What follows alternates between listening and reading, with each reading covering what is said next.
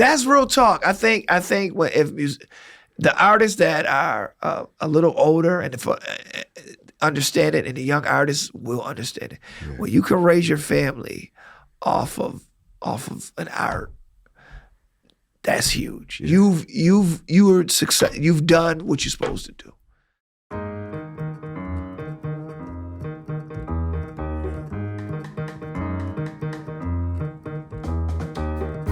Hello, music lovers, and welcome to another edition of Why Music Matters. I'm your host, music journalist and musician Jeff Miers. Today, my guest is the jazz musician, bandleader, and educator, Walter Kemp. Walter just released an astounding new album called Black Hole Live, a fiery, dynamic live set featuring a band that includes saxophonist Brent Birkhead, violinist Scott Tixler, bassist Rishon Odel, and drummer Allan Mednard. Kemp describes the sound this ensemble makes as Afro-Terrestrial Sonic Interplay, and he's right. In this mix, you can easily hear the jagged edges of forward-looking improvisation milestones from jazz history and the sounds of the music of the future. As a performer, composer, producer, touring musician, and educator, Walter Kemp has crystallized the positive force that music can be in our lives. He's got a lot to say about why music matters, in his life and in the culture as a whole. Let's get to it.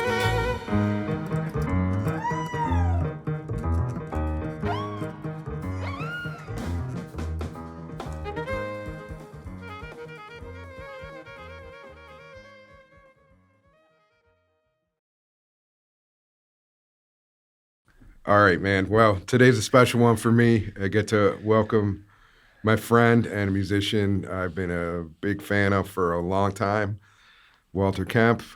Thank you for coming to Why Music Matters. To be honest, like your whole life, your career feels like it answers that question, why music matters. Right.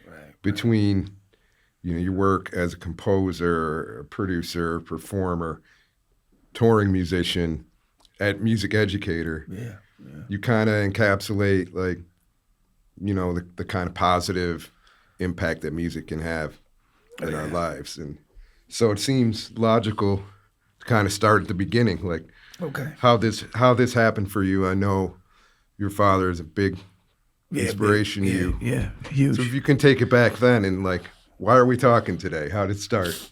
Well, it's a funny thing. I thought about the same thing. When you get around, you get a few years, it's a few years under your belt, you how did I get here? And it's like, wow. And as a little boy, my dad, of course, is a gospel musician. We didn't know jazz. Let's keep that real. And he was gospel, and of course I listened to hip hop and R&B. But the fact that he was a full-on professional musician, moved us to New York in 80. Took over a huge church in Brooklyn. We were living in Queens. We came back in 83 or something like that. So you were young. I was a baby. Yeah. I was a baby. I was, when I came back, I can just remember we had a little house, it would be like a brownstone, right? That layout I can remember, and that those first showers and things like that. Other than that, I was a baby once I came back. But just seeing him in that aspect was normal. Everything was normal. He came back. He had a group called Walter Kemp Jr. and Saved, and it was a gospel group, unique at that time, for the 80s. I don't know if people know, but the church scene in Buffalo was huge because at that time, one of the big leaders of the whole Baptist convention was right here in Buffalo. That's right. It was B.W. Smith.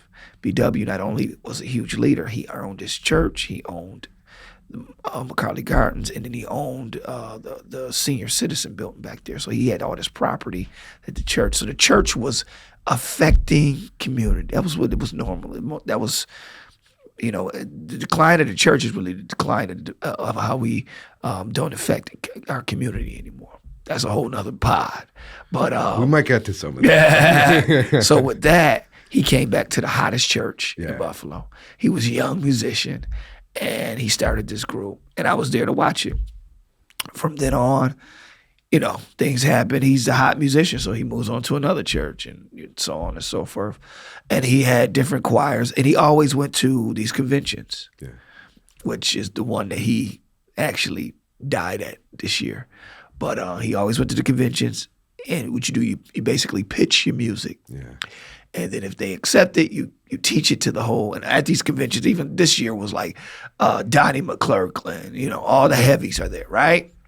So he's doing this, and my uncles are, Leonard Burks. Every day is a day of Thanksgiving. If any of you gospel cats know, they know. You're like, whoa, it's a heavy out of Cleveland. And so that was what I was used to. That was like my family. I was a little kid. They would come over. They would come out of town, and then my father wouldn't even let me take piano until I really said I want to take piano. Like, are you serious about this? And then he sent me to Miss Copeland, Jackie Copeland, which is one of the greatest around here. She lives down in Texas now. And went there, and then I went to community music school. And I hated it when I left Jackie because I wanted to play the music he played. Now I'm playing strictly classical. Yeah. And then it just moved on. So as he was doing all as that was me early, I'm watching him make groups. Also, he has Walter H. Kemp Jr. Say publications. So he's doing publications. It's not hitting me what he's doing as a kid, but he's got normal. He's got a file drawer. He publishes his, because he came from the classical gospel world, he publishes actually his sheet music. And they sell sheet music at the convention. That's how they give the words to people. And he's still from old school. He can do great reading. So when people come into client hands that needed a gospel feel, he would get the call. Because he was like, who can do this? Who can do this? It was a couple people. It was him. It was Michelle Thomas, because they all from the same school. Him, Michelle Thomas, and Trigger, all the same teacher. It was only two teachers back then. And it was Elette Dixon. Always all from the same teacher. So those are the three you can get. If you couldn't get them, you stuck out. Maybe, and one other person you could get actually is Ella Robinson. Yeah. Ella could do it. But it depended on, what they needed exactly. So those four you could call. So that being said, I seen, publication of music, being able to read music, being musicians in a professional capacity, not being afraid of anybody's clout. Yeah. Because they were all coming to my house. Like, my dad would do the same thing that I did where he would invite artists in, Margaret Durow and different other artists in, and Danny Kaysen. Yeah. And they would stay at the house, or we get them a hotel room. So that's why when they say something, I'm like, it should happen, because if you keep at it, something's bound to happen. So that's right. From there, I didn't really realize it. And I flip over to my wife, introduced me to jazz in college. And then now I'm bringing in artists. I'm publishing music. I'm starting festivals. Like, he helped start some festivals, gospel festivals. And he would do gospel events. He would have citywide events, which what I've been doing. Yeah. Like, he would invite all citywide to come to one church. You pay in to be a part of the choir. Yeah. They will either do a recording, do an event, you pay into the event, where the musicians can now get paid, and we can pay the musicians and artists that we brought in. Same thing he did, I'm doing. I never wanted to teach. He never wanted to teach. His father told him to get some education credits. Yeah. I didn't, but he taught for high schools for 30 years. And now Villa asked me to come in. I was like, "You got to be kidding me!" Well, full circle, right? Yeah, like the apple doesn't fall far from the tree. Like, crazy. But that's a good thing. Yeah. So coming up in gospel a lot. But when did you start thinking? Jazz. McCoy Tyner. Oh yeah. I quit playing. I quit piano at the age of 13. He wouldn't let me play with him. He only would make me do. And I know, of course, now I know why. Yeah. You wanted to get your technique, young Yep. man. So then I started playing drums. So I got flute. I'm playing with flute's about 4 or 5 years older than me. So I'm like watching him. I'm watching all the We're cats. still all watching him. Right? And he's doing it up and up, like killing. And Sean Swain, a lot of the cats I was just watching, and Charles McCarley, and I was just trying to play drums. So then my father took me to a convention at the age of 16 playing drums. He was like, okay, if you're doing this, you're doing this. And he got me exposed to the conventions and all different, musicians from everywhere. I go to college at 17. I quit everything because I was like, I'm going to be an intellect. I was a mathematics major. I finished. I found out I really don't want to do math, but But you did it. yeah, because I was good at it, and I thought you just try things out. At that time, I became like a dog groomer. I became a chess tournament player, like really good. Living in Virginia, I was living in Richmond, I Virginia. never knew this about you. That's amazing. Yeah, if anybody knows me, they'll catch me in bars with my chess app open, and I'm like playing. If their friends of mine, they'll be like, yeah, well, Walt play chess or hang out with me. So I was doing that, and it was working to where I was like in papers and stuff. And my wife I still was in undergrad. My wife came down doing her graduate studies at VCU. And we're just going hard. When she came down, she brought her CDs. And she brought Sketches of Spain, Miles Davis. And I already been listening to him a little bit because when I would go see her up in Albany, she brought Coltrane, Love Supreme. And then she brought, I always forget. He's a great, what is the name? I'm just drawing a blank on who he is. He's an alto player, one of the best. He would play a lot of out music. But he would play, kind of back and forth. He was one of the greatest. Died maybe about 7 years ago, and I'm seeing his face right now. I'm drawing a blank on it. You're talking about Ornette, or are you talking Ornette. about? Yeah. Ornette Coleman, and she brought those 3 albums down. Of course, you see why I played. It's game changing all at once. So I was like, whoa. So it was like, I didn't even start back playing again. I just was listening to that and straight classical. They had a classical channel that I could connect with. And not being at home, you find something to connect with until you make that your home. And that was becoming my home. And then maybe 3 years in, my wife was like, I want to go back to Buffalo. I was like, no. And she was like, well, I'm going. So we went back and forth. And then I said, okay, I'll go. I'll go for a little bit. So we go home. I can't find a job. I'm done with school. And then I was going to find a job, but I started growing my hair, and they wanted me to cut my hair. It was like a accountant job because I had a mathematics degree. And it was like, wow, okay, here we go. Am I going to do this? Yeah. And my mother had a church, and they needed a drummer, and I needed some money. So I just started playing for just to pay my cell phone bill, just to try to get some money. And not only that, I'm working at like temp agencies. And then the organist doesn't show up. I got enough ear at that time to get on the organ, fiddle enough to get through a service. And then I was like, okay. I bought this little Casio and just was shedding all night before I go to the temp. And then I went and got lessons from music. Is it Music Center? Somewhere on Main. It's Vince's. Music City? Vince? Yeah, Vince. And they had a bass player teaching piano, but he'd read. I brought in a hymn book. I was like, this is what we need to read. He was like, sure. So I'm just reading the hymn book. And we would do exercises. A buddy of mine would show me like circle, fourth, fifth. And I'm trying to get back into it. And then I get a job at this one church under a buddy of mine, and I'm kind of under his wing. He's a great reader. His name was Ed Mark. Ed was a great player. He learned under Eric Reed, but his mother had him doing classical, so he could read. He understood me. He knew where I came from. I had him play for my wedding too. And then Tim Webb was playing with us. Was like, hey man, you want to get into playing out? And I got called Elias, did an 80s band, and we just went from there. And then I met maybe Bernard a year later, was trying to work on how because I'm listening to it now. How do you improvise?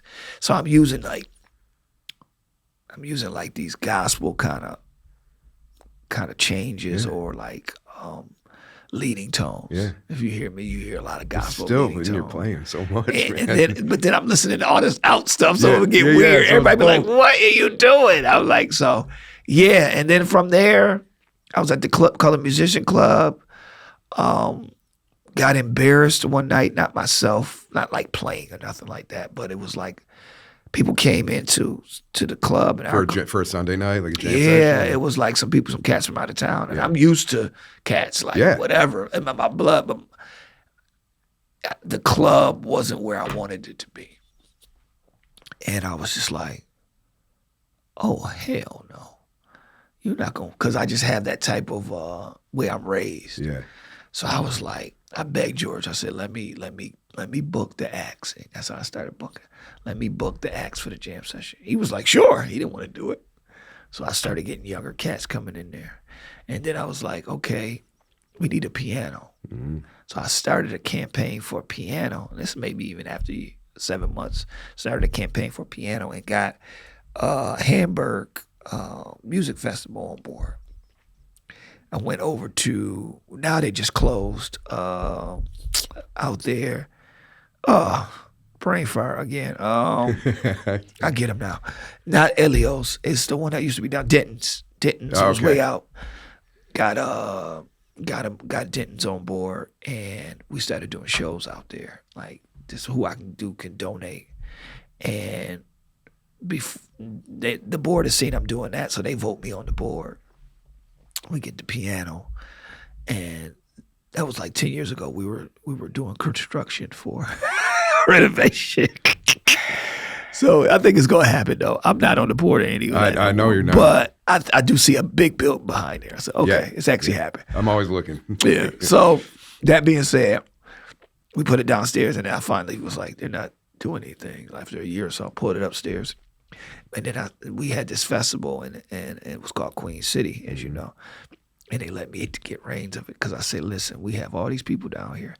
Let's put a second stage. Because I happened to be at Queen City before, and they shut the window to get the air gate. You couldn't hear. I was like, we can do shows up here. So I said, why don't we do shows up here and shows outside, pull it around the corner, and they'd go a different way. They went for it. Next year, I said, why don't we do shows up here, downstairs, still had the piano downstairs. So I guess we was down there for 2 years. And shows out there. So I had 3 stages. They went for it. And at this time, I'm developing not only my festival skills, I'm developing a team. Yeah. Now I've got a young lady that's doing sponsoring and going after funding. And I've got another one who's doing booking, curating with me. And they formed a company called Mixed Music Media. So it's clicking, and I've got everybody on board. And from there, I'm still playing. So I keep the credibility going. Right. And I'm still growing with Groovology. At that time, I think it was Groovology. So then in 2000, Groovology does the tour, which helped everything out. We go overseas. We do our own tour, which if I would have known then how hard it is to do a tour overseas like I know now, I would have been like, yo, we are really doing, like, because it is very hard to convince people about a developing artist or group to allow you to come over and play. It went great. It went better than what we thought it could go. Went overseas, came back. I said, let's do something else. And then that's when I got the itch to do my own thing, like the trio. Yeah. My wife actually named it the Trio. So I was like, oh, okay, that's cute. I had some tunes I had already been writing, and I go ahead and record like in December, and then we start looking for labels. We found a label out, pitched it to a label out in Chicago called Blue Jazz. He takes it over. It jumps on the charts. It does well in the ads. It does well on the college charts. And from there, I get an idea coming into that summer, like, let's bring James Brandon Lewis back to town. Let's put a door prize. Okay, and then let's do, now 16. Let's do a funkier act. Yeah. So we put I think we had Wade and the All-Stars. So we did that. No, we had 2 nights. So I think it was us and Brandon. The next day, oh yeah, Kamal. It's a old school, great trumpeter out of Cleveland. One of Sabu's friend, Kamal, his group, and then we did the All Stars. Went over great. We sold tickets. So that was the first time, right? First time was the night was tickets. The morning was free. During the day was free. From there, the wheels get to turning. The Centennial is next year. Mm-hmm. I remember now. So I'm like, okay, we got to go for a week long. So, they're biting on it. They're like, let's do it. So we get Albright Knox on board. Now, I've been playing around now. And from next year, from there, I've been, I've done some Rex gigs. I've done a couple of out-of-town gigs with this trio. So I went down to Philly, done some stuff. Went to APAP, got my feet wet there. Went to Jazz Connect at that time.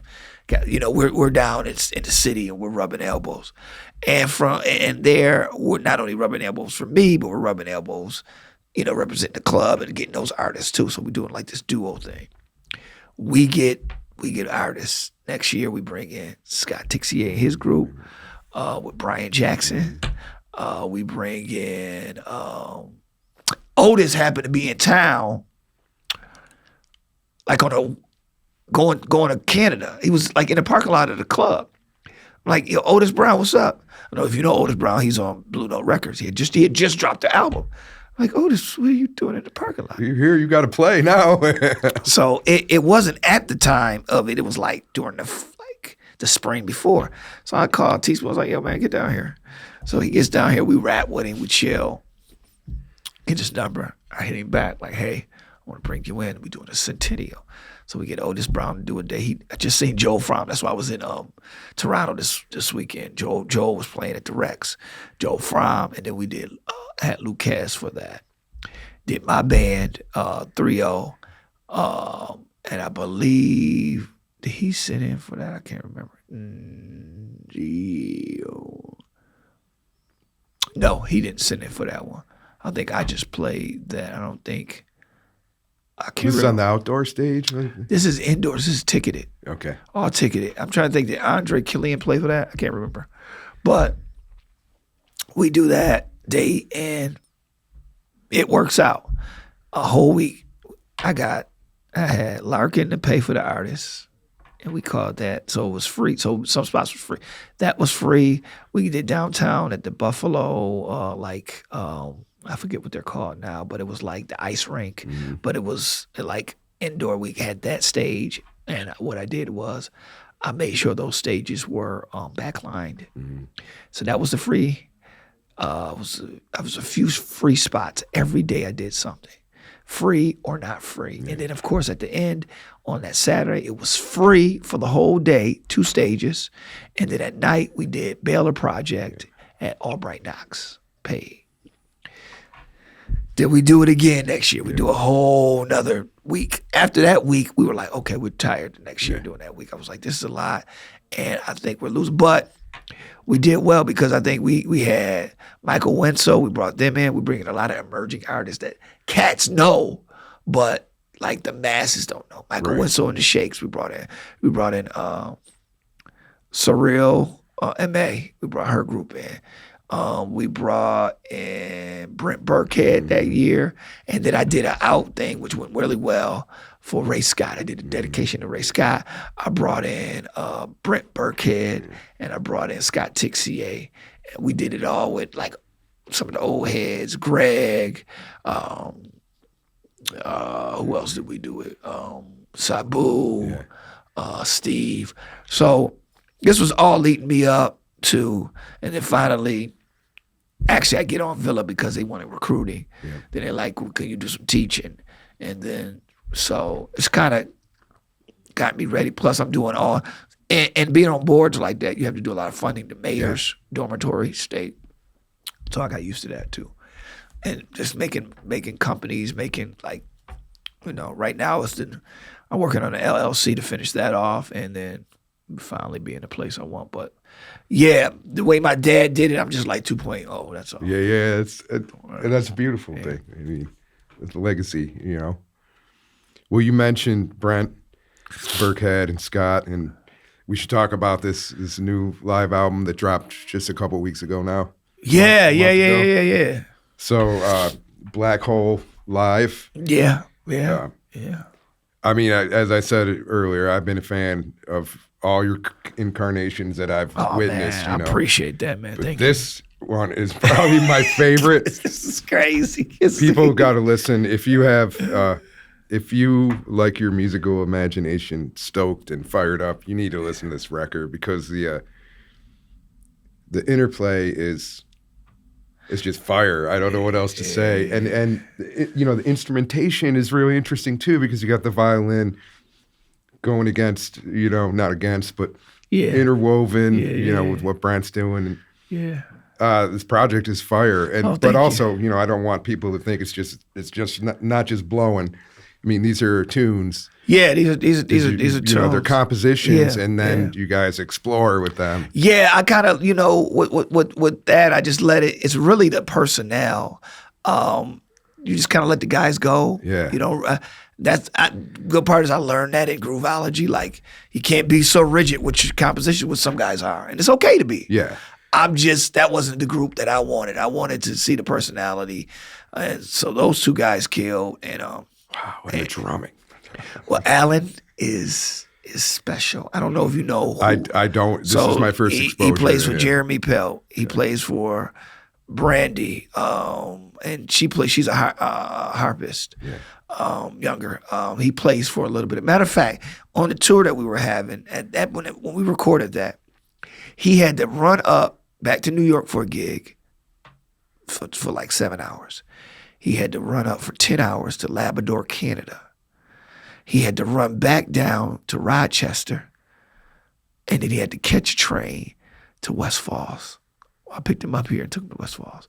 In between the pausa and the West Falls gig, because we had a couple of days off, he was like, and I had to have those days off because he was like, bro, I got dates in between. I was like, I'll make it work. Just, are you good? And he comes in like a rolling, like these guys. I mean, and that's live. Like, that's bleed all over the place. Like, I can't go in and overdub nothing. I can't fix nothing. You hear me yelling in there. Like, you hear Brent like, You hear the cues and everything, You're right. Here we go. E-section. So it gives it that authenticity, like you're there, know? I love live albums. Yeah. The right ones. Yeah. And that particular album, we'll record it. We were trying to get 3. I was trying to get 3 so I could choose. Something went wrong at pausa. Like it was distortion. Yeah. In Cleveland, half of the tracks we didn't somebody didn't like arm them. Arm the tracks. And I was like, well, I guess we're gonna go with this. And I took it down to Dave Darlington. He polished that sucker. I don't know if you know Dave. He did a lot of Wayne Shorter stuff. No. He does Ron Carter stuff. He is Grammy Award. I went down there for maybe like 5 hours, 6 hours. I hopped on the first plane out of New York. Out of Buffalo. Caught the first plane back. The last plane out of New York to come home. All in a day. And I did photos. All in a day. It was like boom, Those boom, photos boom, are boom, great. Boom. Yeah. It was a great session. So I was like, thank you. But it was just like, he was like, I could do that. Yeah, just come on through. He's right there off 7th, not far from Penn Station. Boom, boom, boom. Amazing. I was like, wow. Well, so is this something you're going to revisit? Is it possible? I mean, it's hard to get everybody's in demand, right? So yeah. Well, they've been pretty good with me as far as dates. Scott couldn't do a date. A few dates. Yeah, it's a violinist. Yeah. So I got Josh. Josh incredible. Josh Henderson. He's doing a lot of stuff with Threatgale, and he's doing a lot of heavy stuff. So getting him is it's different, but it's Josh different. So that's the different I like. Yeah, that's cool. When you're yourself. Yeah. Odel couldn't do the Canada date. He couldn't do the Rex. I got a guy by the name of Noah Jackson, and he's been with a little bit of everybody. He was in New York. He's back in Detroit. So if the show must go on. Yeah. So I'll book the dates. And if nobody can make it, of course, that makes it a little difficult. But if we have some of the threads, the core, yeah, then we'll continue on, because a lot of the stuff is from, and as long as I can let people know I'm giving you license, yeah, to use your ears and use your own judgment. There it is. That's a beautiful thing. I'm giving you that license. So. You make music kind of on an international level, like, conceptually, and also, you're on the road, you play. What I'm trying to say is some people say local music, and it's like, it doesn't sound like a compliment necessarily, right? Right. Because, all musicians think. Yeah, I mean, you just, everybody, it has their different, some guys have completely moved. Yeah. Some guys, like a lot of people didn't know that Abdul, Abdul the drummer. Oh yeah. He was just down in New Orleans playing with one of the Marcelluses. He's in there, like he's been traveled. They call him they don't tell you, so they're just working especially for the old school. They're just right. I'm just working. I've got a job, and I'm gonna go get some. I don't know, some jambalaya, and I'll be back. So for them, and I had a conversation with John Bacon about it. Yeah. And, we both agreed, like, we just say, Buffalo based. If I guess we're getting older now, so if they say local, we don't lose our minds. But yeah, that's right. But I did want to change the narrative a little bit. And I think that's important. Yeah. It is. There's nothing wrong with being local. Right. It's all that. But I say that by way of paying you respect, to your vision and the way you've backed up that vision, But also, you are here, and Buffalo is home. You're right. And I feel like you have a lot of insight into what's good and bad about here. Yeah, well, I have an opinion. I'll say that. Or you have an opinion that you can back up with. I try my best. We've had these talks before, but I mean, this is a wonderful music scene, but it isn't where it should be, and or where it could be. Yeah. And we know that we had this talk after May 14th. Yeah. And it's tough. Race is a problem in Buffalo as it is. Racism is a problem here, like it is a lot of other places. Right.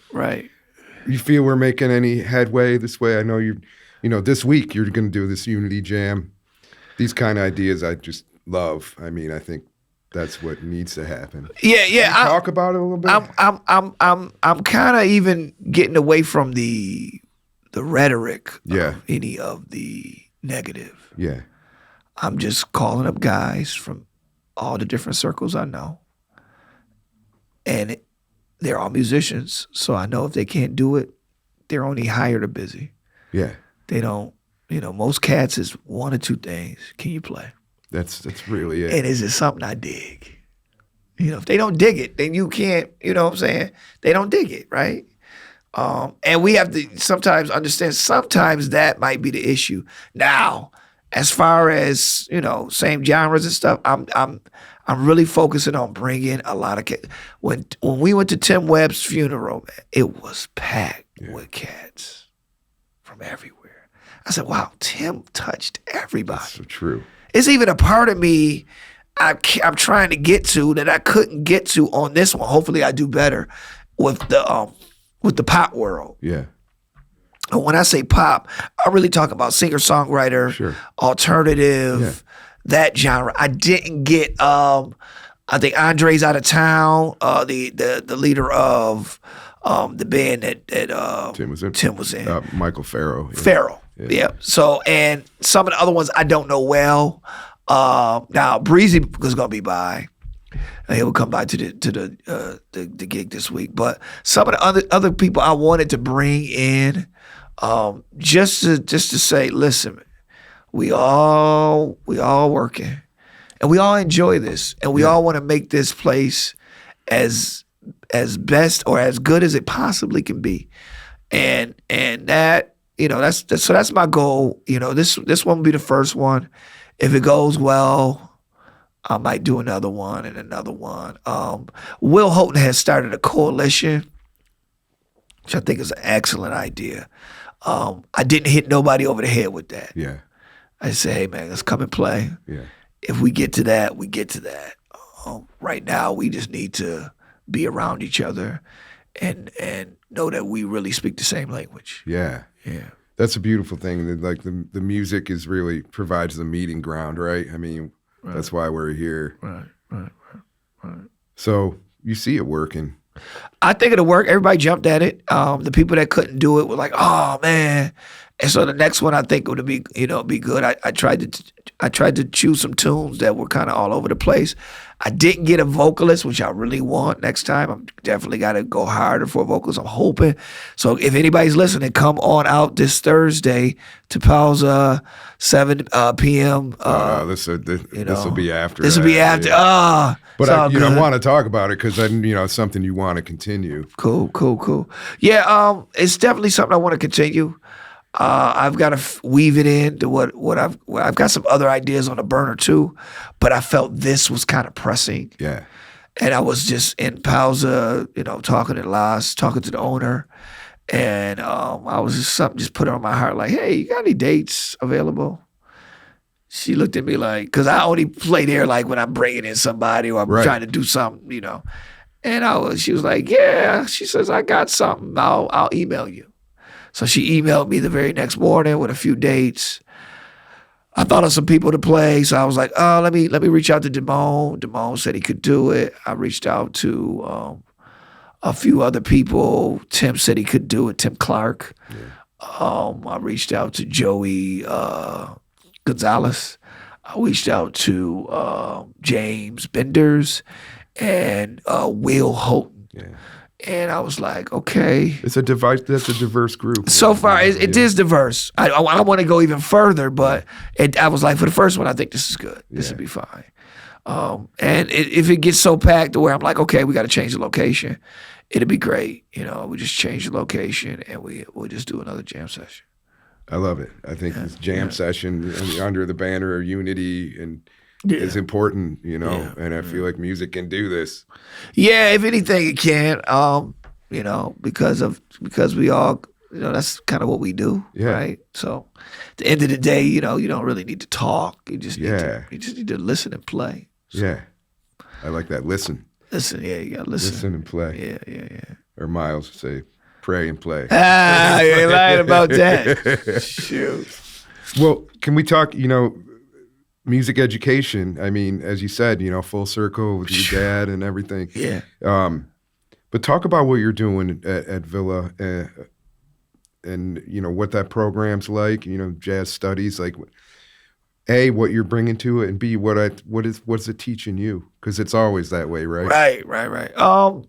So, as I said before, I slipped in there really just doing recruiting, and I ended up doing, I'm just teaching all the piano lessons, me and a few other teachers, jazz and just basic. I took over John Bacon's jazz ensemble, so I'm doing that. And Mark Hunt went over to in Triple C, so I took over Music Industry 2, and I took over Events and Promotions 406.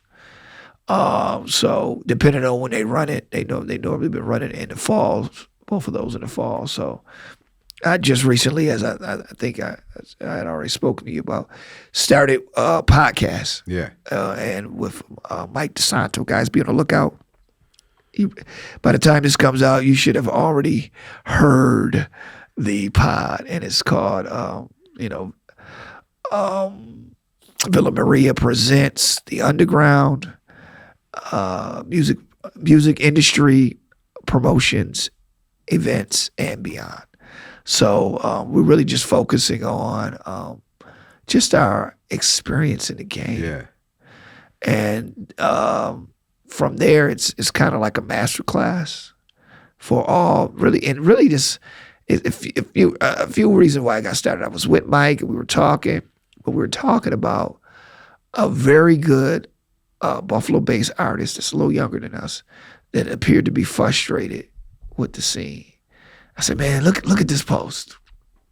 I said, I'm not gonna respond to this. I think I got an idea. I know. I think I got an idea. I'm not gonna respond to this. I think I got an idea.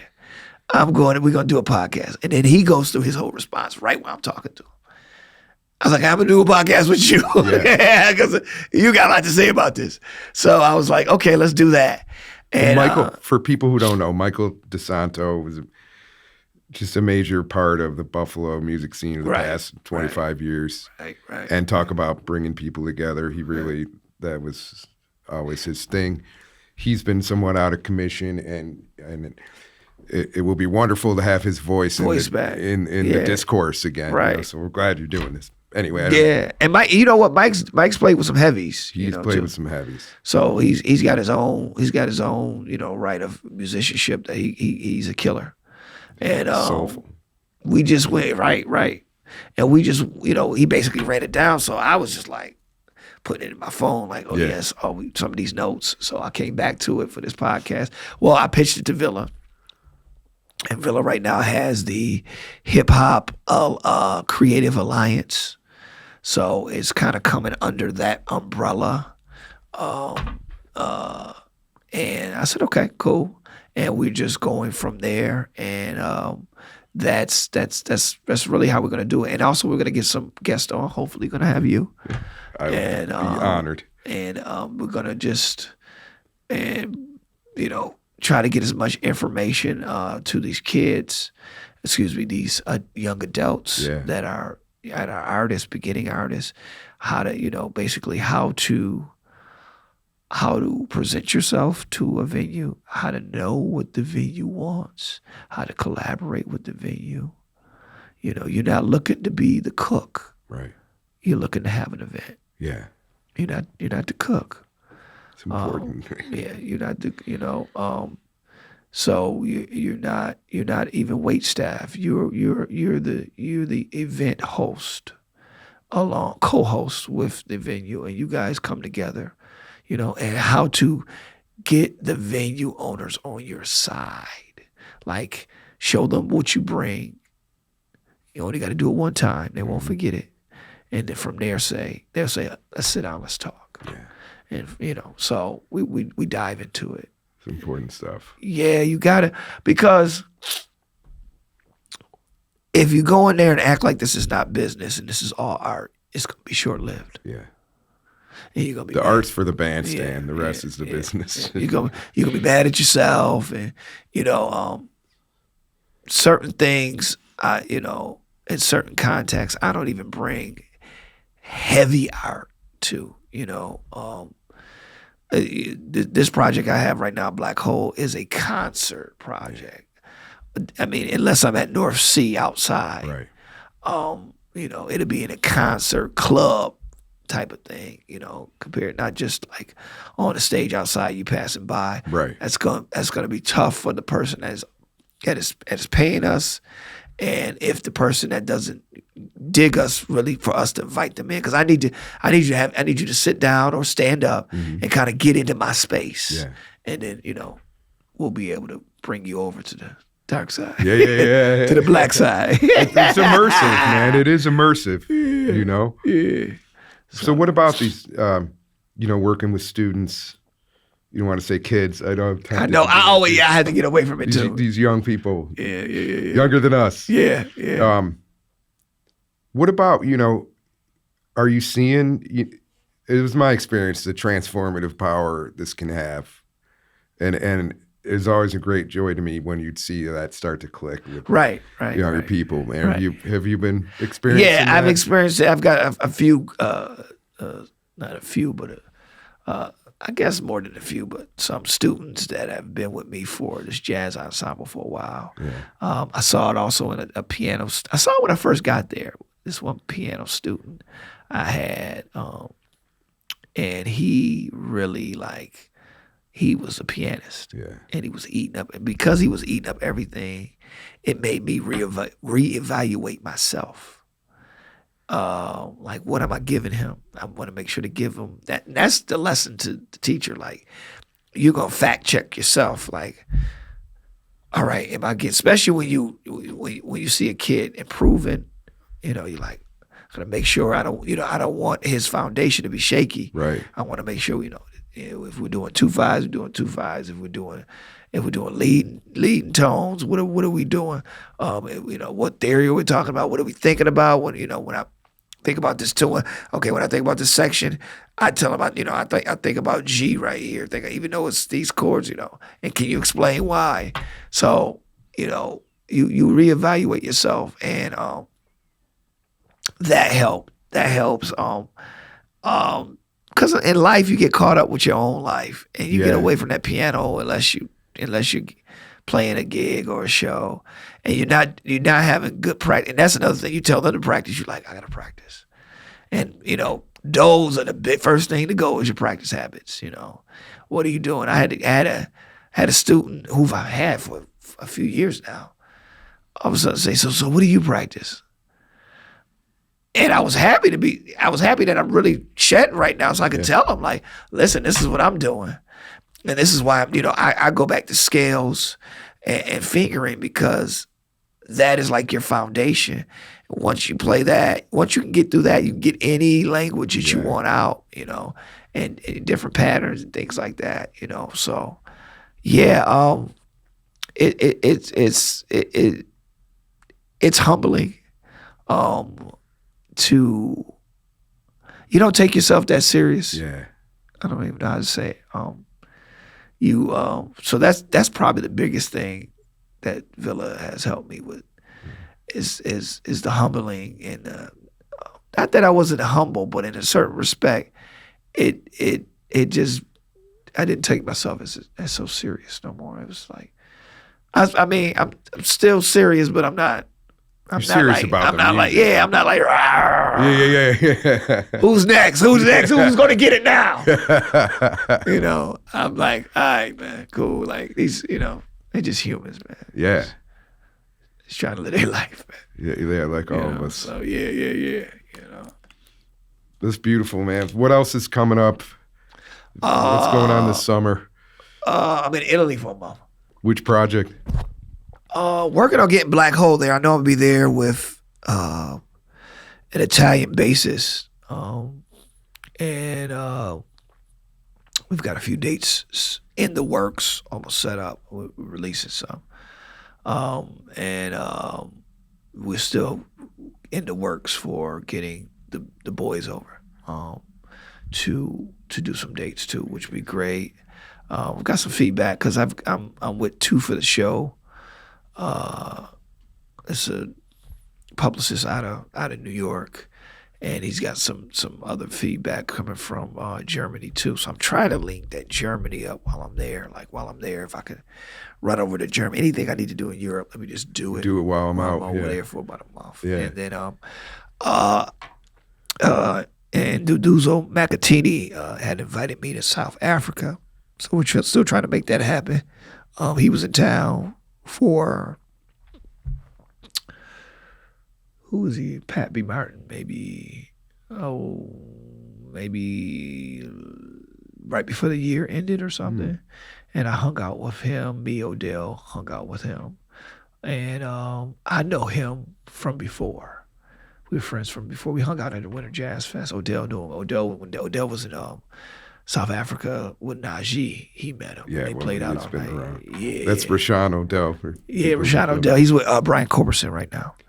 Amazing. Yeah. He moved to Atlanta too, but Yeah. he's gone. So I hate yeah, when people so- leave, but God bless him. Hey, he's actually, that's where, he went to high school there. Yeah. So it's like going back home. Yeah, it makes sense. So, but yeah, so we hung, and he was like, man, so we've been working on trying to get me to South Africa, Amazing. which is always a challenge. So, yeah, I've got that coming up. I think Andre Killian, we're going to get back in town in June. I think I'm going to have him before Larkin. Excellent. And then June 4th, I'll be doing the Walter Kemp 3 organ quartet. So it'll be a little bit more funky, as we talked about for Absolutely. that type of demographic that we're going to have out there, those ears that are listening. And if anybody doesn't know, it's Andre Killian. He's down in Houston. He He was top 20 on the jazz charts last year. He has his own music, his own artist. So check him out on Spotify, Apple Music. Where you can hear Black Hole as yeah, well. Yeah, check it out. On stream. Check it out. So there's no vinyl of that, is there? I'm working on it. Oh. I'm working on it. I might have vinyl by the time we get out to Europe because they love that stuff. All right, we'll put one aside for your man here. I'll leave something for you. Yeah, I'll leave something for you. But while we're talking about that, so it's not vinyl. So this is what we had last year when I went out west. We did a few shows out there. I did a cassette holder, and these were because last year I came out with some of the singles, and that's the that is so cool. that's and then here's the T-shirt, and the T-shirt is Hell yeah. It's sax, violin, and bloody organs. There you go, brother. My man, thank you. Yeah. So this is a new album on the little. That's not the whole album. That was from Drive. last year. That's on that drive. It's just it's a picture of us, and it's 3 singles. That's awesome. There's a Good Morning one of them. Yeah, Good Morning, of course. Good Morning. Thank you. Topsy and De Facto. So yeah. So yeah. Fantastic. Well, Walter Kemp, thank you, man, for sharing your art with us all this time and for sharing your time with me today and your thoughts. Listen, man, I thank you. I appreciate it, man. It's been fun. I'm glad you're still pushing, Jeff, man. You know, that's the biggest thing is that, you know, we stay alive when we don't stop. Yeah. So you just don't No, stop. I don't know, like you're saying. I mean, I'm practicing more than ever now. Yeah, I feel like I'm able to do things directly for this community that has nurtured me and gave me an opportunity to raise my family here. That's a beautiful thing. You know, that's real talk. I think the artists that are a little older and understand it, and the young artists will understand it. Yeah. When you can raise your family off of an art, that's huge. Yeah. You've done what you're supposed to do. The rest is okay. If it happens, beautiful. Great, but it's not all up to you. Yeah, no. You know? You just want to be able to raise your family, live comfortably, you know, go on some vacations, have some experiences. Be able to play and that's it. And you know, give back. Yeah, that's it. And that's what's up. Yeah. So I think I'm done, warmed up. I'm ready now. Yeah. Thank you, man. Well, I hope I see you again and we can chat some more about a lot of these things that we touched on. Yeah. And I'll make sure you come on out to, the with these Unity jam sessions. So come on to the and I'll be writing about them in my blog on Substack as well to let people know. Thank you. About these because Buffalo, if we all came together, man, we would be unstoppable. We've got music here. We've got it in us. Yeah. And we got arms everywhere too. So we do. I mean, we just need to come together, That's it. Yeah. That's not a cliche. That's just the stone cold truth, man. That's just the truth, man. Yeah. Thank you, brother. Cool, brother. Good to talk to you. Yeah.